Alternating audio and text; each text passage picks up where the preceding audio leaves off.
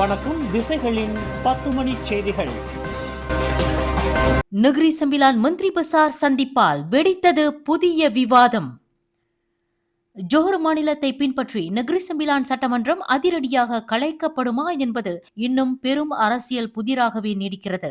Johor சட்டமன்றம் கலைக்கப்பட்டால் நகரி சம்பிலானும் கலைக்கப்படும் என்று ஜாசேகா பொதுச் செயலாளர் ஆந்தனி லோக் முன்னதாக கூறியிருந்ததே இதற்கு முக்கிய காரணமாகும். இந்நிலையில் நகரி சம்பிலான் மந்திரி பசார் டத்துஸ்ரீ அமீனுடின் ஹருன் இன்று புதன்கிழமை நகரி சம்பிலான் யாங்டி பர்துவான் பசாருடன் நடத்திய சந்திப்பு அரசியல் வட்டாரத்தில் தீயாய் பரவி பெரும் பரபரப்பை ஏற்படுத்தியுள்ளது. வழக்கமான சந்திப்பை விட இந்த சந்திப்பு சுமார் 2 மணி நேரம் மிக நீண்டதாக நீடித்ததே இந்த பரபரப்புக்கு காரணமாகும். ஜோஹர் மாநில தேர்தலும் நகரி சம்பிலான் மாநில தேர்தலும் ஏக காலத்தில் நடத்தப்படுவதற்கான சாத்தியம் இருப்பதையும் அரசியல் பார்வையாளர்கள் மறுக்கவில்லை.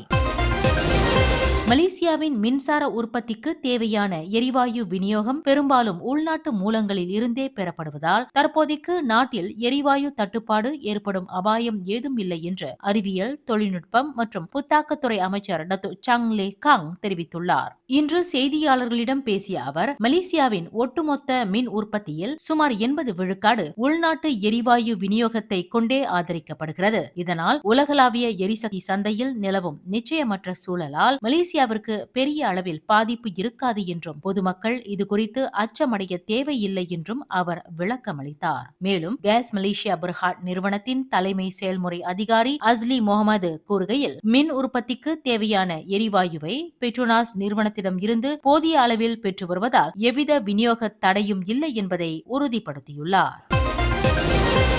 ஜோஹர் மாநிலத்தின் 16வது தேர்தலை எதிர்கொள்ளும் வகையில் பரிசன் நேஷனல் கூட்டணி தனது தேர்தல் இயந்திரத்தை ஜூன் 7 ஞாயிற்றுக்கிழமை அதிகாரப்பூர்வமாக தொடங்க உள்ளது. எடுசிட்டி ஸ்டேடியமில் பிற்பகல் 3:30 மணிக்கு நடைபெறும் இந்த பிரம்மாண்ட பொதுக்கூட்டத்திற்கு பரிசன் நேஷனல் தலைவர் டத்துஸ்ரீ அமட் ஜயித் அமீடி மற்றும் ஜோஹர் மாநில பரிசன் நேஷனல் தலைவரும் இடைக்கால மந்திரி பசாருமான டத்து ஆன் ஆபீஸ் காசி ஆகியோர் கூட்டாக தலைமை தாங்குகின்றனர். மாநிலத்தில் உள்ள மொத்தம் 56 சட்டமன்ற தொகுதிகளிலும் தனித்து போட்டியிடப் போவதாக பரிசன் நேஷனல் அறிவித்துள்ள நிலையில் இந்த தேர்தல் இயந்திர தொடக்க விழா தொண்டர்களை உற்சாகப்படுத்தவும் ஒற்றுமையை நிலைநாட்டவும் ஒரு முக்கிய தளமாக அமையும் என ஜோஹர் ஆம்னோ தகவல் தொடர்பு தலைவர் இஸ்ராக் அப்துல்லா தெரிவித்துள்ளார். செயற்கை நுண்ணறிவு, தானியங்கி மயம் மற்றும் தொழில்துறை டிஜிட்டல் மயமாக்கல் போன்ற உலகளாவிய பொருளாதார மாற்றங்களை எதிர்கொள்வதில் மனிதவள மற்றும் பொருளாதார மேம்பாட்டின் முக்கிய உந்து சக்தியாக தொழில்நுட்ப மற்றும் டிவேட் தொழிற்கல்வி பயிற்சி நிகழ்ச்சி நிரலை மடானி அரசாங்கம் தொடர்ந்து வலுப்படுத்தும் என்று மனிதவள அமைச்சர் டத்துஸ்ரீ ரமணன் ராமகிருஷ்ணன் உறுதியளித்துள்ளார். தேசிய டிவேட் தினத்தை முன்னிட்டு இன்று வெளியிட்டுள்ள அறிக்கையில், மனிதவள அமைச்சின் கீழ் உள்ள பயிற்சி நிறுவனங்களில் பயின்ற மாணவர்களின் வேலை வாய்ப்பு விகிதம் 95.5 விழுக்காட்டை எட்டியுள்ளதாக அவர் குறிப்பிட்டுள்ளார். மேலும் வரும் ஜூலை மாத சேர்க்கைக்காக நாடு முழுவதும் உள்ள 315 டிவேட் பயிற்சி கழகங்களில் 20,000க்கும் மேற்பட்ட இடங்கள் இளைஞர்களுக்கு வழங்கப்பட உள்ளன. செமிகண்டக்டர், ரோபோட்டிக்ஸ், சைபர் பாதுகாப்பு மற்றும் ஹைட்ரோஜன் தொழில்நுட்பம் போன்ற 11 முக்கிய துறைகளில் பயிற்சிகள் வழங்கப்படுவதோடு புரோட்டான், பெட்ரோனாஸ், ஹுவாவே போன்ற முன்னணி நிறுவனங்களுடன் வியூக கூட்டுறவும் ஏற்படுத்தப்பட்டுள்ளது என்று டத்துஸ்ரீ ரமணன் குறிப்பிட்டார். குறிப்பாக பினாங்கில் ஜப்பான் மலேசிய தொழில்நுட்ப பயிற்சி கழகத்தில் மனிதவள அமைச்சர் செமிகண்டக்டர் அகாடமி நிறுவியுள்ளது. B40 பிரிவினர், மாற்றுத்திறனாளிகள், பூர்வக்குடிகள் மற்றும் கிராமப்புற சமூகத்தினர் என அனைவரும் பயன்பெறும் வகையில் மடானி உள்ளடக்கிய டிவேட் அணுகுமுறை உறுதி செய்யப்பட்டுள்ளது என்றும் இதற்காக 2006ஆம் ஆண்டு தேசிய திறன் மேம்பாட்டு சட்டத்தில் சீர்திருத்தங்கள் மேற்கொள்ளப்பட்டு வருவதாகவும் அமைச்சர் டத்துஸ்ரீ ரமணன் ராமகிருஷ்ணன் தெரிவித்துள்ளார்.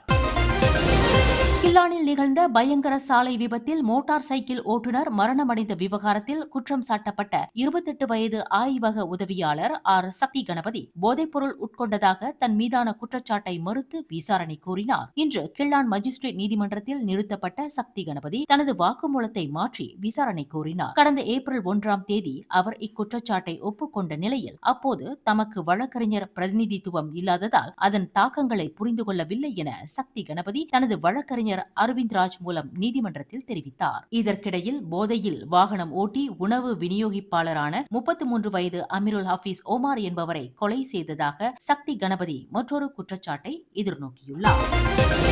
மலேசிய ஊழல் தடுப்பு ஆணையத்தின் முன்னாள் தலைமை ஆணையர் தான் ஸ்ரீ அசாம்பாக்கி தன் மீது மிரட்டல் குற்றச்சாட்டுகளை சுமத்திய வர்த்தகர் ஆல்பர்ட் தே மீது சட்டப்பூர்வ நடவடிக்கை எடுக்க உள்ளார். இது தொடர்பான வழக்கு நோட்டீஸை ஆல்பர்ட் தேக்கு விரைவாக வழங்குமாறு தனது வழக்கறிஞர்களுக்கு அவர் உத்தரவிட்டுள்ளார். இந்த விவகாரம் தொடர்பாக கோலாலம்பூர் புக்கிட் அமான் போலீஸ் தலைமையகத்தில் அசாம்பாக்கி இன்று தனது வாக்குமூலத்தை அளித்துள்ளார். கடந்த ஆண்டு சபாவில் சில முக்கிய அரசியல்வாதிகள் சம்பந்தப்பட்ட ஊழலை அம்பலப்படுத்த முயன்றபோது அசாம்பாக்கி தன்னை மிரட்டியதாகவும் தடுத்ததாகவும் ஆல்பர்ட் தே குற்றம் சாட்டியிருந்தார். இக்குற்றச்சாட்டின் பேரில் குற்றவியல் மிரட்டல் சட்டப்பிரிவின் கீழ் போலீஸ் துறை விசாரணையை மேற்கொண்டு வருகிறது. தன் மீதான குற்றச்சாட்டை அவதூறு என மறுத்துள்ள அசாம்பாக்கி இந்த போலீஸ் விசாரணைக்கு முழு ஒத்துழைப்பு வழங்குவதாக தெரிவித்துள்ளார்.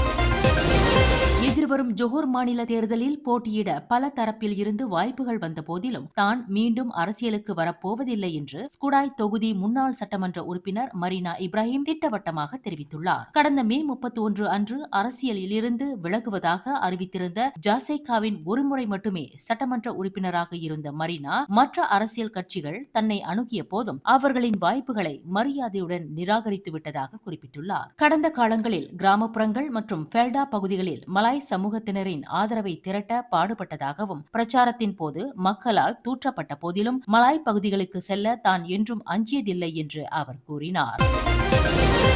தில்லோ இந்தான் நாடாளுமன்ற தொகுதிக்கு உட்பட்ட மக்களின் அன்றாட பிரச்சினைகளை தாமதம் இன்றி உடனுக்குடன் தீர்க்க அதிகாரிகள் நடவடிக்கை எடுக்க வேண்டும் என்று பேரா பசிர் பிடாமார் தொகுதி ஜாசேகா சட்டமன்ற உறுப்பினர் ஊ கால்யோங் வலியுறுத்தியுள்ளார். தில்லோ இந்தான் நகராண்மை கழகத்தின் புதிய தலைவராக பொறுப்பேற்றுள்ள முகமது ஃபைசால் முகமது கசீமை இன்று காலையில் மரியாதை நிமித்தமாக நேரில் சந்தித்த போது ஊ கால்யோங் இந்த அறிவுறுத்தல்களை வழங்கினார். இச்சந்திப்பின் போது வெள்ளப்பெருக்கு மற்றும் குப்பை குளங்கள் பிரச்சினைகள் போன்ற மக்களின் அன்றாட தேவைகளை தள்ளி போடாமல் முறையான திட்டமிடலுடன் உடனடியாக தீர்க்க வேண்டும் என்று தாம் வலியுறுத்தியதாக ஊ கால்யோங் தெரிவித்தார். மேலும் தெலோ இந்தான் எம்பியும் வீடமைப்பு ஊராட்சித்துறை அமைச்சருமான ngா கோமிங் மேற்பார்வையின் கீழ் மேம்படுத்தப்பட்ட பொது உள்கட்டமைப்புகளை பாதுகாத்து முறையாக பராமரிக்கும் மனநிலைக்கு தெலோ இந்தான் நகராண்மை கழகம் மாற வேண்டும் என்றும் மடானி அரசின் இலக்குகளை அடைவதற்கும் மக்களின் நலனை உறுதிப்படுத்துவதற்கும் அனைவரும் ஒரு வலுவான குழுவாக இணைந்து செயல்பட வேண்டும் என்றும் ஊ கால்யோங் வலியுறுத்தியுள்ளார். பேரா தாப்பா குனோங் பத்துபூத்தே மலையேற்ற பகுதியில் கடந்த 11 நாட்களுக்கு முன்பு காணாமல் போன 49 வயது ஜஸ்லிண்டா சலூடின் என்ற பெண் மலையேற்ற வீராங்கனையை தேடும் தீவிர பணி தற்போது குறைக்கப்பட்டுள்ளது. குறிப்பிட்ட தேடுதல் பகுதியில் சுமார் 95% இடங்கள் பல்வேறு உத்திகள் மூலம் முழுமையாக சோதிக்கப்பட்டு விட்டதால் இந்த கூட்டு தேடுதல் பணியின் அளவை குறைக்க முடிவு செய்யப்பட்டுள்ளதாக மாவட்ட போலீஸ் தலைவர் சுப்ரிச்சண்டன் அப்துல் மலிக் அசீம் தெரிவித்துள்ளார். இனி வரும் நாட்களில் இந்த தேடுதல் நடவடிக்கை தீயணைப்பு மற்றும் மீட்புத்துறை, வனத்துறை, உள்ளூர் பொதுமக்கள் மற்றும் தன்னார்வ தொண்டு நிறுவனங்களால் மட்டுமே சிறிய அளவில் தொடர்ந்து முன்னெடுக்கப்படும் என்றும் கண்காணிப்பு மற்றும் விசாரணைகளை போலீஸ் துறை கைவிடாது என்றும் அவர் குறிப்பிட்டுள்ளார். மலேசிய ஊழல் தடுப்பு ஆணையமான SPRM சட்ட மற்றும் அரசு தரப்பு பிரிவின் புதிய இயக்குநராக சைஃபுல் ஹாசிமி சஆட் இன்று முதல் நியமிக்கப்பட்டுள்ளார். சட்டத்துறை தலைவர் டுசுகி மொக்தார் கையெழுத்திட்ட இடமாற்ற உத்தரவின்படி இப்பொறுப்பில் இருந்த வான் ஷஅருடின் வான் லடினுக்கு பதிலாக 56 வயதான சைஃபுல் நியமிக்கப்பட்டுள்ளார். வான் ஷஅருடின் அட்டர்னி ஜெனரல் சேம்பர்ஸின் விசாரணை மற்றும் மேல்முறையீட்டு பிரிவின் துணைத் தலைவராக பொறுப்பேற்றுள்ளார். கடந்த 10 ஆண்டுகளுக்கு முன்பு இரவு நேர விடுதி ஒன்றில் ஆடவர் ஒருவரை தாக்கி அவரது வலது கண் பார்வையை இழக்கச் செய்த முன்னாள் கிளப் காவலரான 53 வயது ஜம்சாரி இட்ரீஸ் என்பவருக்கு கோலாலம்பூர் செஷன்ஸ் நீதிமன்றம் 5 ஆண்டுகள் சிறை தண்டனை விதித்துள்ளது. கடந்த 2016 ஆண்டு நவம்பர் 6 தேதி அதிகாலை 3:30 மணியளவில் கோலாலம்பூர் டாங்வாங்கி பகுதியில் உள்ள கிளப் ஒன்றில் 28 வயது முகமது ரம்டான் ஐடில் நொர்ஷாம் என்பவருக்கு கடுமையான காயம் ஏற்படுத்தியதாக ஜம்சாரி மீது குற்றம் சாட்டப்பட்டது. இந்த தீர்ப்பை வழங்கிய நீதிபதி மசுலியானா அப்துல் ரஷீத் குற்றம் சாட்டப்பட்டவரின் தீர்ப்பு வாதங்கள் வெறும் மறுப்பாக மட்டுமே உள்ளதே தவிர சட்டப்பூர்வமாக நிரூபிக்கப்படவில்லை என்று கூறி அவரது மேல்முறையீட்டு மனுவையும் தள்ளுபடி செய்து தண்டனையை உடனடியாக அமல்படுத்த உத்தரவிட்டார்.